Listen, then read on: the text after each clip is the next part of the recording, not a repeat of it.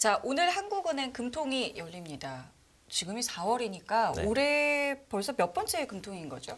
네, 올해 들어 기준금리를 결정하는 금통위로는 세 번째 금통입니다.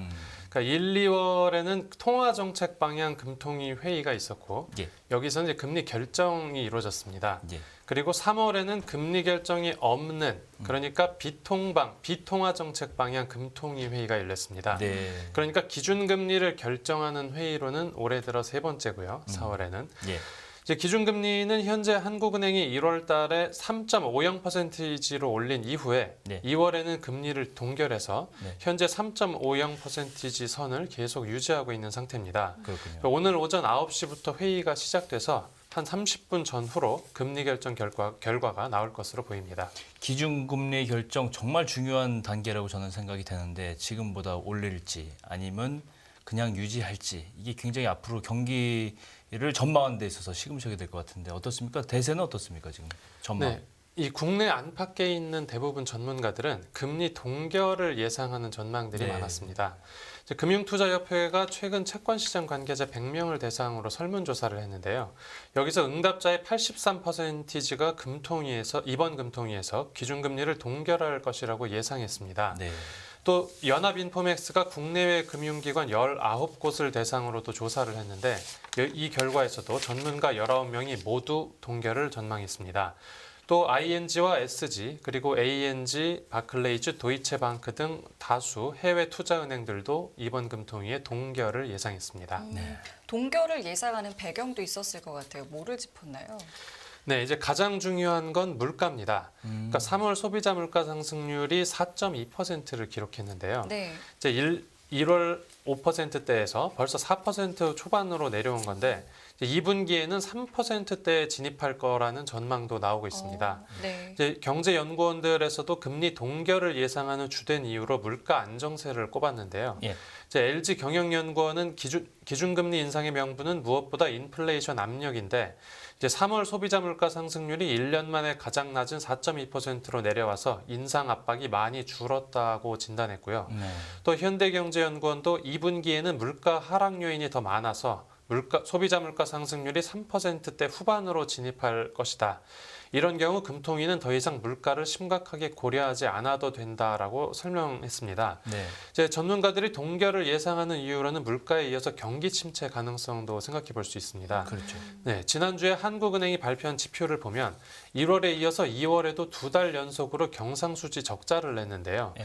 이제 경기 하강 국면이 점차 뚜렷하게 나타나는 추세라고 해석해 볼 수 있습니다. 네. 이제 여기까지는 대내적인 이유였고 대외적인 이유도 있습니다. 네. 이제 바로 실리콘밸리은행 파산과 크레딧 스위스 유동성 위기 이후에 이제 글로벌 금융 위기 가능성이 조금 부각된 건데요. 그렇죠. 네, 실리콘밸리은행 파산 사태의 원인을 한번 살펴보면 이제 글로벌 기준금리 인상 추세와 또 이에 따른 채권 금리 상승이 위기의 주요 원인으로 작용했다고 볼 수 있습니다. 네. 이 때문에 미국 연준의 긴축 기조가 조금 완화하고 또 한국은행까지 기준금리 인상이 어렵지 않느냐 하는 전망이 나온 겁니다. 그렇군요. 일단 한국은행이 기준금리를 결정하는 가장 큰 이유, 1번 이유는 물가 아니겠습니까? 네, 이 맞습니다. 물가가 안정된다는 얘기는 사실 기준금리를 더 올릴 이유가 좀 희박해진 거고 두 번째가 이제 경기인데 계속 금리 올리다 보면 경기에는 압박 요인이니까 경기를 우려하지 않을 수가 없기 때문에 이제 못 올리고 한 3.5% 지금 최종금리가 굳어지는 분위기인가요? 그럼? 네, 이제 한국은행은 그렇지 않다라고 선을 긋고는 있는데 이제 금융시장 생각과는 다소 다른 분위기입니다. 예. 이제 2월 금통위에서 기준금리 동결 결정이 나온 이후에 이제 이창효 한국은행 총재가 이번 동결을 기준금리 인상이 끝났다는 의미로 받아들이지 않았으면 좋겠다라고 당부하기도 했는데요. 네. 예. 네, 그럼에도 불구하고 전문가들 사이에서는 한국은행이 만약 기준금리를 한 번 더 3.50%에서 묶게 된다면, 네. 그러니까 오늘 네. 기준금리 결정이 동결로 나온다면, 네.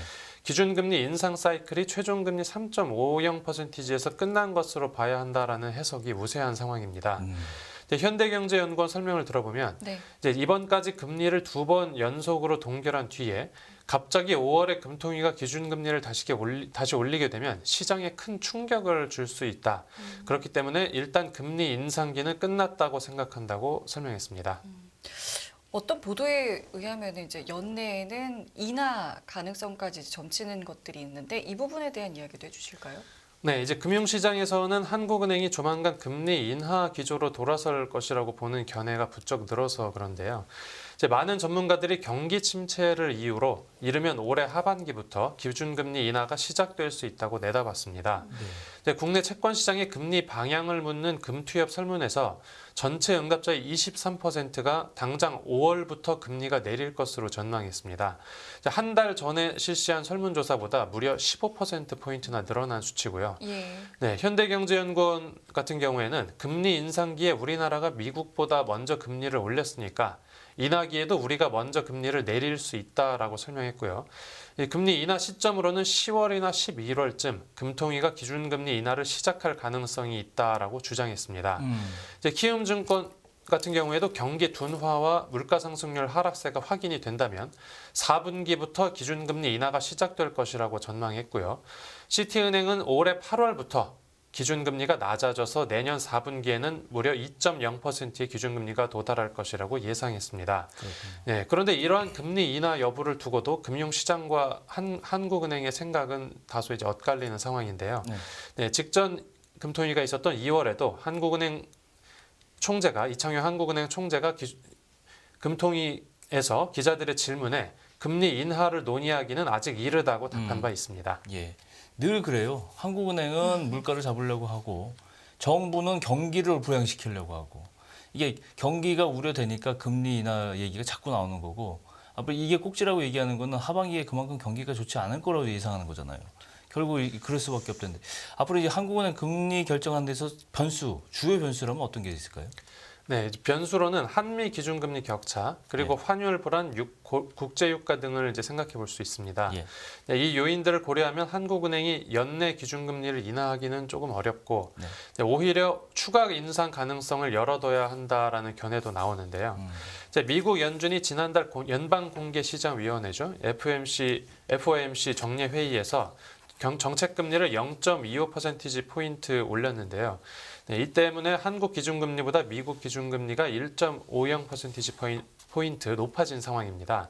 네, 이런 1.50%포인트라는 한미 금리 차는 지난 2000년 10월 이후로 가장 큰 금리 역전폭 수준입니다. 예.